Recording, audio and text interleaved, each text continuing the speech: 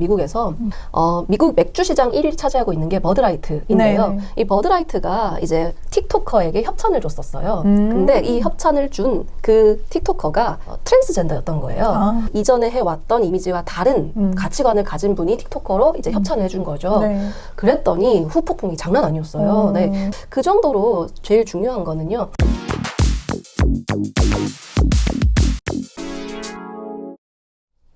안녕하세요. 트렌드코리아TV의 한다혜 이수진입니다. 네.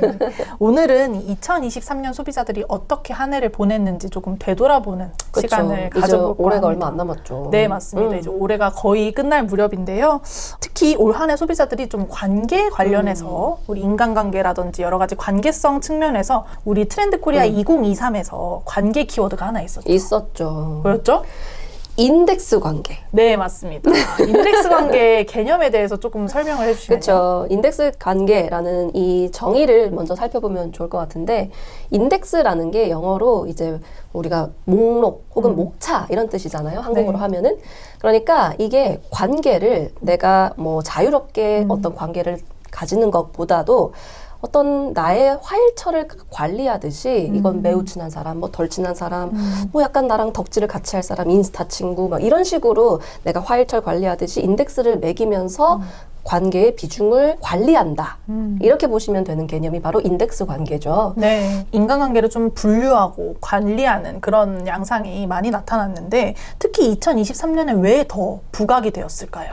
이게 참 중요한 게 2020년부터 코난 테크놀로지의 분석에 따르면은 인간관계를 중심에 놓았을 때 부정어가 굉장히 많이 따라오더라고요. 특히 부정적 감정어. 예를 들어서 어렵다, 두렵다. 그러니까 이게 코로나 전후로 해서 특히 코로나 시기에 마찬가지지만 이게 관계 맺기 방식이 다채로워지면서 사람들이 어려움을 느끼는 거죠. 이전에 없던 방식으로 적용을 해야 되는데 이것에 대한 혼란을 가중시켰던 상황에서 사람들이 어떻게 해야 될지 모른다라는 어떤 감정을 있었던 것 같고 그러다 보니까 저는 이것도 참 재밌었거든요. 카네기의 인간관계론. 인간관계론. 그렇죠. 사실 저도 몇 번 읽어본 기억이 있는데 근데 아주 오래된 고전 같은 책인데 이게 코로나 때 다시 한번 베스트셀러로 올랐다라고 하더라고요. 근데 이게 정말 인상적인 게 그만큼 어려움을 느끼는 소비자들이 많았다라는 거기 때문에 인간관계를 분류하고 또 그걸 관리하는 것을 어떻게 하면 효율적으로 잘할 수 있을까에 대한 니즈가 분명히 높아졌다라고 생각을 하고 그 다음에 이 인덱스 관계가 굉장히 중요한 게 두 가지가 있었거든요. 첫 번째는 목적이 중요해졌어요. 네. 그렇죠. 자연스럽게 만남을 추구하는 게 아니죠. 자연스러운 만남보다도 내가 목적에 따라서 예를 들어 그냥 자연스럽게 등산하면서 만나는 게 아니고 나는 등산을 위해 그 사람을 내가 선택을 해야 되고 아니면 내가 아이돌 덕질을 하기 위해 이 사람을 내가 선택하는 그 목적성이 굉장히 강해졌다라는 게 인덱스의 굉장히 중요한 특징이고 그 다음에 두 번째도 굉장히 중요한 특징 바로 플랫폼마다 이 공식이랄까요? 이게 다채롭기 때문에 거기에 대한 논법을 잘 맞춰서 해야 되는 것도 중요하죠. 예를 들어 인스타그램 친구, 인친과 그 다음에 페이스북 친구, 패친과 트위터 친구, 트친과 다 다르잖아요. 목적이. 약간 인스타그램 어떤 친구죠?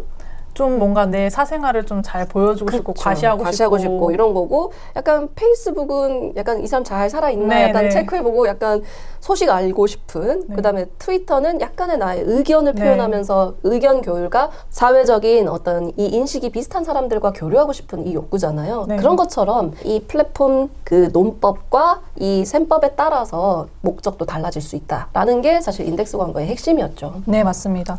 방금 말씀해 주신 것처럼 과거에는 학연, 지연, 혈연으로 굉장히 전통적인 인간관계가 우리의 대표적인 인간관계 전부였는데 이제는 목적에 따라서 인만추라고 하죠. 인위적으로 만남을 추구하고 목적에 따라 만남을 추구하고 또 플랫폼에 따라서 어떤 사람을 만날지를 또 정해야 하고 이런 것들이 굉장히 어려워지면서 큰 변화로 다가오게 됐고 그래서 이 인덱스 관계가 더욱더 주목을 받았던 것 같습니다. 그래서 그 프립 같은 네. 이 플랫폼 같은 경우도 자신의 취향이나 혹은 나의 취미를 기반으로 해서 사람들을 만나는 거기 때문에 이런 플랫폼들이 굉장히 사랑을 받았던 것도 같은 맥락에서 해석할 수 있죠.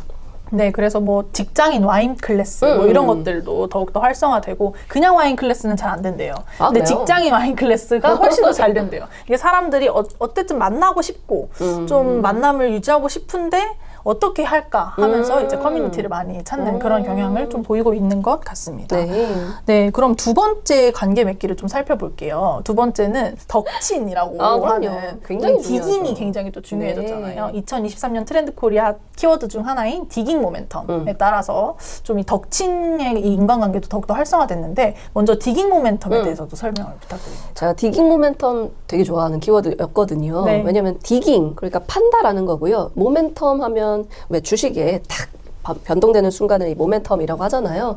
그러니까 우리가 한국 사회에서는 그간 약간 덕후, 뭐 오타쿠라고 하면은 조금 뭐 사회생활 좀 못하는 사람, 네, 네. 약간 이런 인식이 좀 있었는 것 같은데, 아니죠 요즘. 야, 이거 너 거기까지 다 아니? 네, 뭐 이런 네. 식으로 확실히 분위기가 이 디깅하는 사람들에 대한 어떤 모멘텀을 형성했다라고 저희가 판단했던 굉장히 중요한 키워드였습니다. 그래서 디깅 모멘텀 이렇게 표현한 건데요. 그만큼 나의 그 덕질이 굉장히 소중해졌다라고 할 수 있죠. 네, 맞습니다. 사실 이제는 좋아하는 게 뭐야 라고 했을 때 대답을 못하면 왜 좋아하는 게 없지? 이렇게 생각이 들 정도로 좋아하는 오히려 게 뭐예요? 좋아하는 거요? 저 뭐지? 저는 약간 화장품 이런 걸 좋아합니다. 오케이. 네.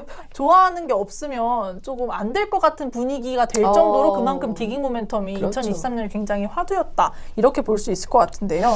그럼 이 디깅 모멘텀 관련된 사례는 뭐가 있을까요? 예. 실제로 저희가 데이터를 분석을 해봤을 때 코난 테크놀로지의 분석에 따르면은 2022년 올해 상반기부터 네. 이제 덕후 관련한 이슈어 중에 가장 1등이 뭐였는지 아세요? 뭐예요? 바로 친구였대요. 오. 이게 참 인상적이었어요. 친구라는 것은 그만큼 나의 덕후라는 이 컨텐츠를 중심으로 친구 맺기를 하고 싶어하는 욕구가 굉장히 높아졌다라는 것을 알 수 있고 외국인들이 그렇게 한국에 와서 제일 구매하고 싶은 게 굿즈라고 하더라고요. 아. 당연히 그렇게 저희가 판단을 했는데 이게 예전에 굿즈라고 하면은 사실은 조금 굉장히 그 아이돌의 엄청 골수팬. 약간 네. 골수 팬이라든지 그런 분들이 구매하실 법한 아이템으로 인식이 되었는데 아니래요. 그냥 정말 한국 오면은 구매해야 될 것 같고 그다음에 내가 굳이 꼭 그 아이돌을 완전 열광하지 않더라도 잘 만들어진 굿즈가 있으면은 한 번쯤 구매해보기도 하고 산업 자체가 굉장히 크게 형성이 되고 있다라는 네. 이야기도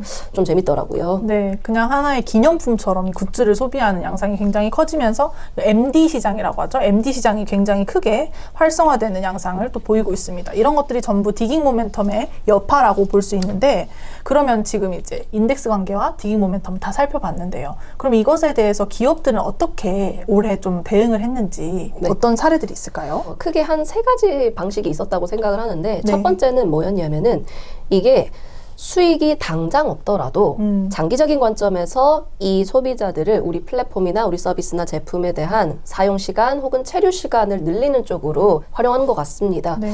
뭐 예를 들어 뭐 게임을 한다든지 네. 파밍 한다든지 이런 것들도 사실 이제 소비자들의 체류 시간을 늘리는 건데 그러다 보면 사실 앞으로 어떤 추가적인 구매로 이어질 가능성이 높으니까 첫 번째 체류 시간을 늘리기 위한 노력을 많이 했다. 그 다음에 두 번째는 단순히 그 기업의 브랜딩을 목적으로 하기보다 혹은 그 기업의 그 브랜드를 소개하는 컨텐츠라기보다는 자연스럽게 소비자들이 공감할 수 있는 컨텐츠를 중심으로 해서 이걸 릴리즈하는 것들이 굉장히 많았고 예를 들어 스타벅스도 이번에 웹드라마 안녕하세요 스타벅스입니다. 오, 맞나요? 네. 이것도 재밌더라고요. 그런 식으로 하니까 뭐 누적 조회수가 375만 회.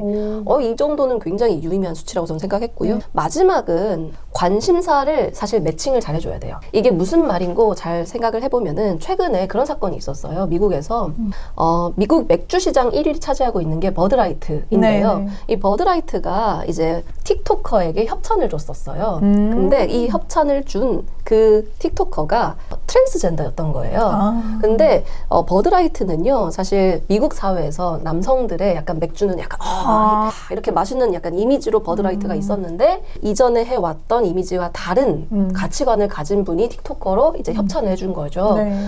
그랬더니 후폭풍이 장난 아니었어요. 네. 그 정도로 제일 중요한 거는요, 그 브랜드가 가진 가치관과 그 그다음에 실제로 그것을 소비하는 소비자들의 가치관에 이 싱크율이 제일 맞아야 소비자 관계 맺기 양상에서 굉장히 중요하지 않을까라는 생각을 하게 된 중요한 사건이다고 생각했었거든요. 네.